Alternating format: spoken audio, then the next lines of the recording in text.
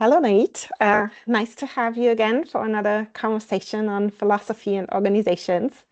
Great to be Um, here. we talked last time about the value that companies have in engaging in philosophy, and one of the questions that came up was, and that we want to dip deeper into today, was about the uh, the assumption that we have that we need to have economic growth and what lies maybe underneath that, but also just like we take that often for granted that companies, they assume whatever they have to do, they have to grow. And that's so deeply embedded into our whole system. And I think you and I, what we will talk about is maybe that this doesn't necessarily have to be the way, but that there is other possibilities. Um, yeah. Yeah, let's get into the controversy, shall we? It's like, um, I don't know. Would you like to kick this hmm one off?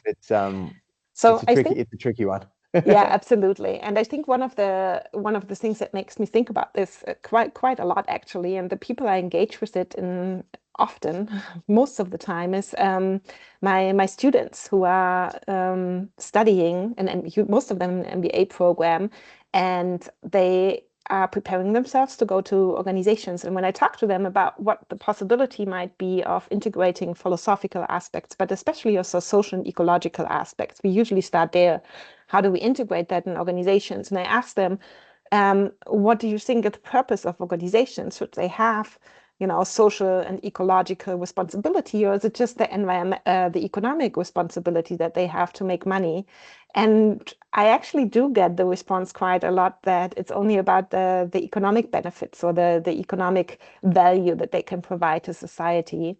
Mm, And I find it very hard to make the case for saying, there are social and ecological aspects that are important. So values that are not necessarily as easily measurable.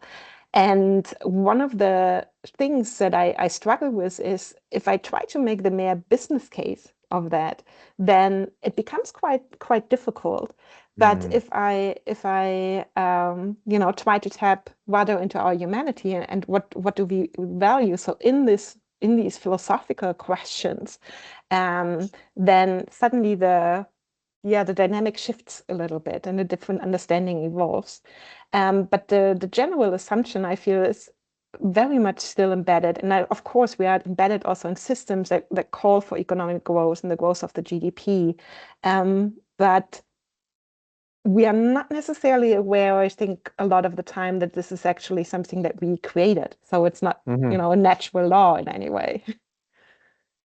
Yeah, there's so much that comes. There's a few things I just want to riff on quickly. So Yeah. the first is kind of like and this is often, I'm not sure if Milton Friedman said this exactly, but it might be more of a colloquialism, but it's like business is in the business of business. Yes. So that's something that first kind of comes to mind, and that's been internalized to such a large degree, and deeply instantiated in various different ways through basically all of the formal business related education that most folks will receive. Um, the other thing that came to mind there when you're referencing the difficulty of doing a business case is because, like, I'm pretty confident that we could very effectively construct good quality business cases that would satisfy, as in they would meet the kind of like informational needs of your average business case. And we just change the timeline. And we could make a very good case for, at the very least, deeply questioning the unquestioned assumption of economic growth, because we could look at the relation between economic activity and environmental degradation and all of these other indicators, and we could look at that over a long enough time horizon where we could make a more informed, although be it probabilistic, and thus speculative decision. Um, so that's another one. I think that can be done, but we don't do those types of time horizon. We don't think in those types of time horizons. So that's really problematic. And a lot of folks have published on the inherently problematic nature of basically reporting cycles and the way that that dictates all kinds of crappy behavior, frankly. And even the people doing the crappy behavior are often aware of it. They're like, yeah, I know, I'm only doing this because of that, and it's like, but really? And they're like, yeah, I'm stuck between a rock and a hard place. I'll lose my job if I don't hit that target. You know what I mean? So that's an interesting one. The other one that comes to mind here is the Dutch East India Trading Company was effectively, which is kind of the world's first corporation, if you will, was effectively a pirate organization, right? And so it's like we live in this kind of like paradigm of corporatism, and we put corporations on a pedestal. Now, that is not to say that corporations haven't delivered incredible innovations that have helped billions of people, because that's also true.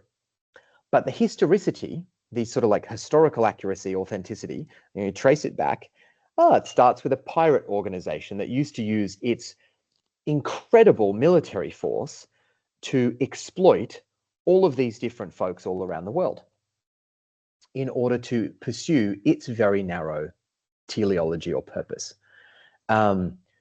So there's that kind of stuff there. And then there's just the empirical evidence. So the empirical evidence has been mounting for decades that the neoclassical economic theories are really problematic. And they're not empirical theories. They're terribly assumptive. So that's sort of one. We recognize that up to a certain extent, economic growth from whatever the foundation may be can be very important in terms of helping people achieve material sufficiency, which and everything from wherever the baseline is up to material sufficiency is sort of like dose dependently, like positively dose dependently impacting a number of important determinants of individual, familial, communal well-being. But beyond that, it doesn't really have much of an impact. Sort of like it can become a sort of more money, more problems type thing, or rather more money, different problems type thing. So that's another. Then there's the, in the last episode, we touched on the relationship, the correlative sort of relationship between environmental degradation and GDP being very tight indeed, sort of like at least 99% correlated, which is that's a very clear empirical indicator. Although nothing is, that science isn't about absolute confidence. We're talking about probability distributions. There's a lot of stuff there that I think gives us good reason to just at least acknowledge and allow the conversations around, oh, yeah, we have been just assuming that this is the one thing to rule them all. Crap, let's just sit with that for a moment. What should we, okay, all right, let's sit with that. Oh, feeling a little uneasy.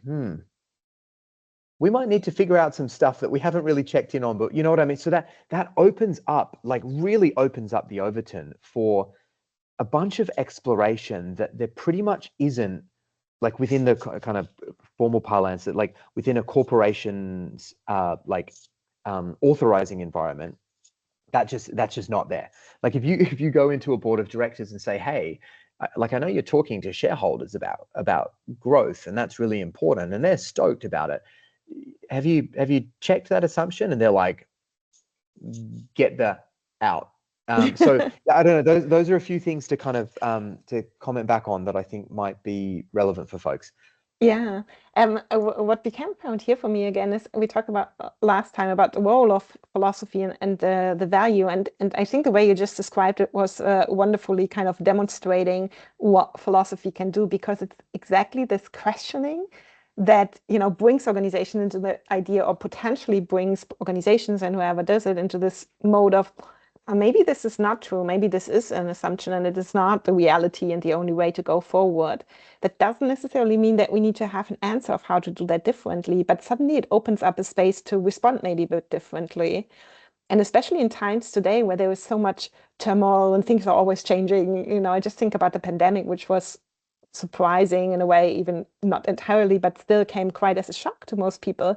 And so we have, and we'll likely have more of these black swan events that are coming up. So the situation will change, more and more due to the challenges that we are facing. So if organizations don't necessarily check their assumptions on a regular basis, and the same is for individuals as well, and we just hold on to the assumptions and ideas that we've already had, then we are very ill prepared to dealing with these challenges, because we are just, yeah, this has worked for the last 50 years, and maybe it's worked really well. Economic growth works really well till a certain point, but then it stops working. And if we are not able to pivot at that moment where something stops working, then we are likely going to fail to continue thriving, flourishing, living even on an individual as well as on a collective organizational level. So I think this, how you just demonstrated, it shows how philosophy brings in these, damn it, are these assumptions even correct? Which is so much more about the process of inquiring into these ideas. Yeah, and I appreciate you acknowledging that, Jess, and I think that like if there's like perhaps a really important sort of like principle here that we're talking about, it's almost like genuine openness and curiosity. I think when we are closed, and this happens at lots of different levels. So if you think about within yourself or any human, frankly, when we are particularly closed off to something, it's typically a protective response. And that's often because we've been hurt in some way in the past. And so our psyche, if you will, is sort of has unconsciously, we're not really aware that this stuff happens, is attempting to protect us in some way from that hurt occurring again. And so we can narrow our possibility for not just action, but even just inquiry or questioning. And I think that there's something that's probably pretty resonant there in the context we find ourselves in today. A lot of, it's a tough socioeconomic time in very many parts of the world for a variety of reasons. We're seeing a lot of sort of like very fear-based conduct within organizations, fear-based decision making. And they're trying to protect what they believe are their interests. And that's another thing that we can check in on through a process like this. Like, are we? Because we talk about, it's a lot of business schools and stuff like that. I talk about decision science and yada yada. Like, it's like, that's not rational at all. Yeah, it's horribly irrational. And so the process of philosophying can also help us realize when we are directly contradicting our values, and not be unkind to ourselves in the process. We can be like, yeah, we've kind of been like at the system level contradicting many of the things that we say we value. We don't have to keep doing that. We can start actually aligning our actions to our values. Now, that might be a bit of a process to get there, but at least we've properly identified that now, and we've agreed together through this philosophying process that that's kind of where we've come from, and that's where we're at. So now where do we want to go? Because as soon as we do that, we kind of like demystify why we're acting the way that we're acting. This space, this spaciousness. And one of the things you said before brings to mind the quote, like, between stimulus and response, there's opportunity, this space. And in that space, we can take the road less traveled. And I think that's part of what we're saying here is we know that the current trajectory can't continue. And I think we believe very deeply that this process of philosophying, as we're sort of describing it and then enacting it somewhat dialogically, recognizing this is a narrow setting and there's just the two of us, I think we're suggesting that that can be a big part of opening up many different possibilities that really aren't present to us right now. And that's quite an exciting prospect. I don't think that's something we should be scared of, but rather something we should lean into very openly. Yeah, absolutely. I agree.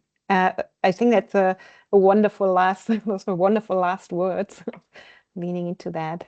Um, so maybe we continue in the next episode with some more questions. We have a whole document Whole full of bunch. Yeah. questions. Yeah.